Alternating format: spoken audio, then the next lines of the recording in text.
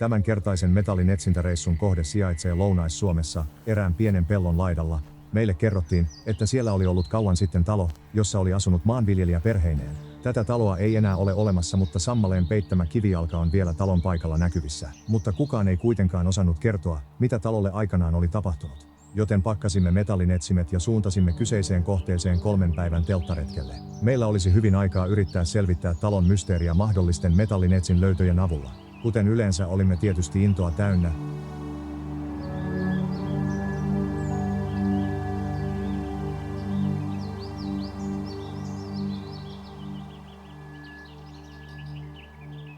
Onneksemme talon kivijalka löytyi helposti, ja juuri sieltä missä sen pitikin olla. Kivijalka olikin yllättävän iso ja kasattu luonnon kivistä, mikä oli mielenkiintoista ja antoi oletettua vanhemman vaikutelman. Voisiko täältä löytyä selkeästi vanhempiakin löytöjä, jopa rahakätköjä tai oikeita aarteita? Onneksi alueella tehtyjen hakkuiden takia metsäkoneet olivat jonkin verran tasoittaneet kivijalan ympäristöä, mikä helpotti huomattavasti metallin etsintää.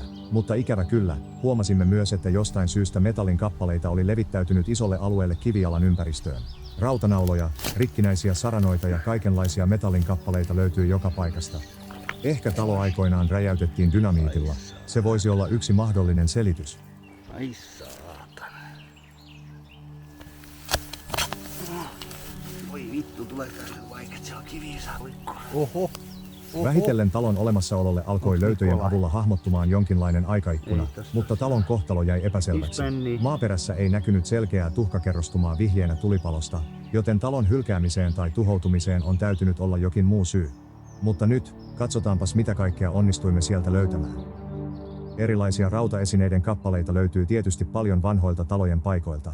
Joskus niitä on riesaksi asti, kuten tällä kertaa. Tässä tyypillisiä rautalöytöjä mitä löysimme tällä reissulla, esimerkiksi hevosenkengän naula, ehkä padan sirpale, isompi prikan tyylinen osa ja ilmeisesti katkennut saranatappi.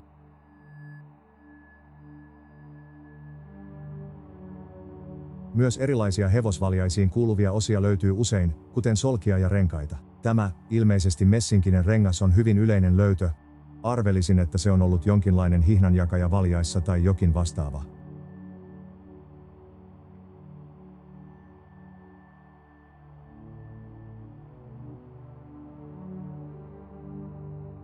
Sitten löysimme kiväärin luodin, mikä on kuitenkin modernia tuotantoa, eikä kerro talon historiasta mitään. Lisäksi löysimme jälleen sotilaskiväärin hylsyn, jossa oli samat valmistajaleimat kuin viime metallin etsintäpaikalta löytyneessäkin. Vaikka hylsy on sotilaskivääristä, ei tällä paikalla ole kuitenkaan sodittu, vaan mitä todennäköisemmin harrastettu hirvestystä. Hylsyn leiman perusteella patruuna on valmistettu vuonna 1917 venäläisessä patruunatehtaassa. Yhdestä kuopasta löytyi lisää suomalaista metsästyshistoriaa, eli tämä 16-kaliberisen haulikon paperihylsyn kanta, jossa valmistajaleima VRT, eli valtion ruutitehdas, sekä hyvin heikosti näkyvissä teksti, Vihtavuori. Ajoitus ehkä 1900-luvun puolivälille. Löysimme tällä kertaa 2 nappia, joista toinen on tämä perinteinen NS-kukkanappi. Kukkanapit ovat hyvin yleisiä metallin paljastin löytöjä Suomessa ja ne ajoitetaan yleensä 1700- ja 1800-luvuille, mutta oma kokemukseni ajoittaisi nämä pääsääntöisesti 1800-luvulle. Toinen nappi on sileä ja litteä nappi, jossa ei ole kuviota, mutta lenkkipuolella on tekstiä, josta en saa enää selvää, mutta siinä on luultavasti venäjänkielistä tekstiä, joka kertoo valmistajan ja tehtaan. Yksi yleisimmistä nappitehtaista oli aikoinaan Pietarissa. Tämäkin nappi on mielestäni 1800-luvulta.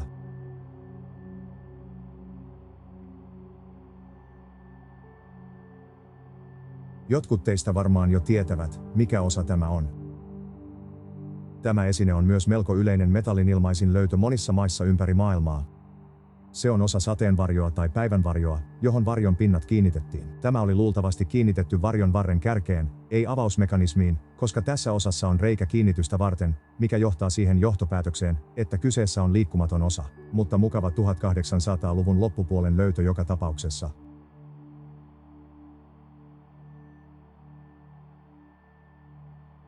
Tämä löytö on hyvin mielenkiintoinen, kyseessä on taskukellon takakansi, mikä ei sinällään ole kovin harvinainen löytö. Olen löytänyt useampia taskukellon kansia ja muita osia, mutta harmikseni yhtään kokonaista vanhaa taskukelloa en ole metallin etsimellä löytänyt. Tosin yhden 70-luvun naisten taskukellon olen yhdestä kuopasta löytynyt.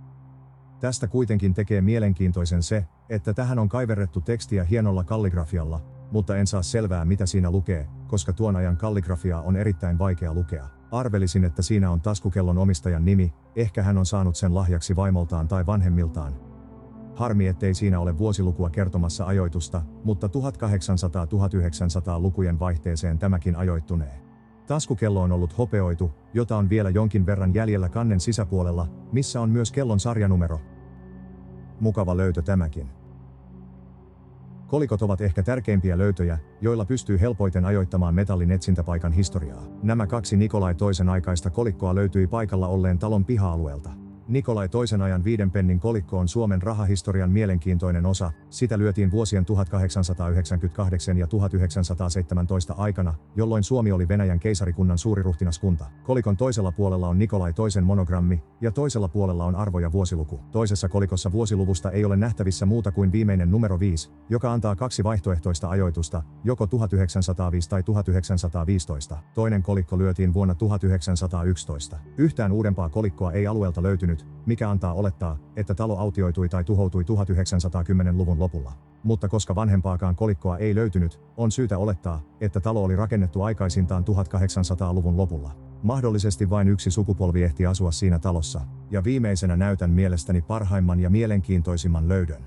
Kun tämä tuli kuopasta esiin, niin heti ajattelin, että näyttää paljon partahöylältä. Tutkittuani netistä lisää, löysin muutamia hiukan samanlaisia 1900-luvun alun partahöyliä, joten ajattelin tämänkin sellaiseksi. Vähän vaan rujompi malli. Naisystäväni muisti nähneensä vastaavanlaisen esineen jossain vanhassa katalogissa, ja lähettikin siitä myöhemmin kuvan. Eli kyseessä onkin vanha musteleimasin, eikä partahöylä. Ja lähes samanlainen löytyi vuoden 1909 tavarakatalogista. Tällaiset erikoiset käyttöesineet on minulle kyllä mieluisia löytöjä. Jonkin näköinen kullanvärinen pinnoitekin tässä on ollut, tuskin oikeaa kultaa kuitenkaan. Arvelisin nikkelipinnoitetta. Mitähän talon isäntä on tällä aikoinaan leimaillut? Se jää arvoitukseksi. Tällaisia löytöjä löysimme tällä kertaa. Ihmetellään taas lisää uusien löytöjen parissa seuraavalla videolla.